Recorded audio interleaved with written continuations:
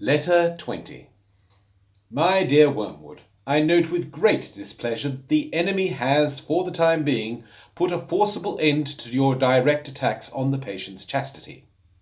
You ought to have known that he always does in the end, and you ought to have stopped before you reached that stage. For as things are, your man has now discovered the dangerous truth that these attacks don't last forever. Consequently, you cannot again use what is, after all, our best weapon, the belief of ignorant humans that there is no hope of getting rid of us except by yielding. I suppose you've tried persuading him that chastity is unhealthy? I haven't yet got a report from you on the young women in the neighbourhood. I should like it at once, for if we can't use his sexuality to make him unchaste, we must try to use it for the promotion of a desirable marriage.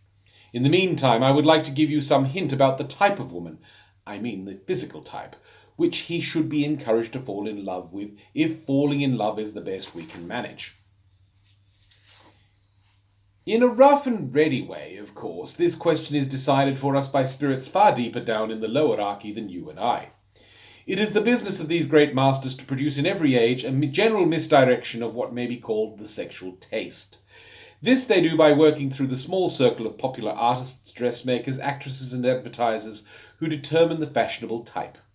The aim is to guide each sex away from those members of the other with whom spiritually helpful, happy, and fertile marriages are most likely. Thus, we have now for many centuries triumphed over nature to the extent of making certain secondary characteristics of the male, such as the beard, disagreeable to nearly all the females, and there is more in that than you might suppose. As regards the male taste, we have varied a good deal. At one time we have directed it to the statuesque and aristocratic type of beauty, mixing men's vanity with their desires and encouraging the race to breed chiefly from the most arrogant and prodigal women. At another we have selected an exaggeratedly feminine type, faint and languishing, so that folly and cowardice, and all the general falseness and littleness of mind which go with them, should be at a premium. At present we are on the opposite tack. The age of jazz has succeeded the age of the waltz, and we now teach men to like women whose bodies are scarcely distinguishable from those of boys. Since this is a kind of beauty even more transitory than most, we thus aggravate the female's chronic horror of growing old, with many excellent results, and render her less willing and less able to bear children. And that is not all. We have engineered a great increase in the license which society allows to the representation of the apparent nude, not the real nude, in art, and its exhibition on the stage or the bathing beach.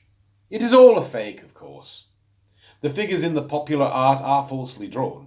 The real women in bathing suits or tights are actually pinched in and propped up to make them appear firmer and more slender and more boyish than nature allows for a full-grown woman. Yet at the same time, the modern world is taught to believe that it is being frank and healthy and getting back to nature. As a result, we are more and more directing the desires of men to something which does not exist, making the role of the eye in sexuality more and more important, and at the same time making its demands more and more impossible. What follows, you could easily forecast. That is the general strategy of the moment, but inside the framework you will still find it possible to encourage your patient's desires in one of two directions. You will find, if you look carefully into any human's heart, that he is haunted by at least two imaginary women, a terrestrial and an infernal Venus, and that his desire differs qualitatively according to its object.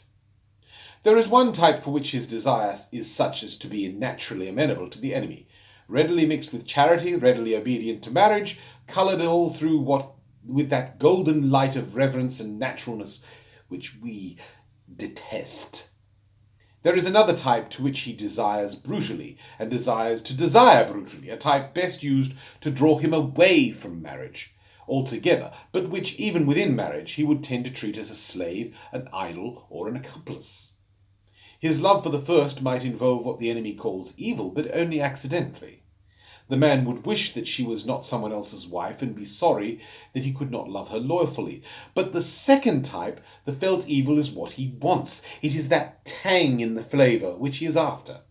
In the face it is the visible animality or sulkiness or craft or cruelty which he likes. And in the body something quite different from what he ordinarily calls beauty. something he may even in a sane hour describe as ugliness, but which by our art can be made to play on the raw nerve of his private obsession.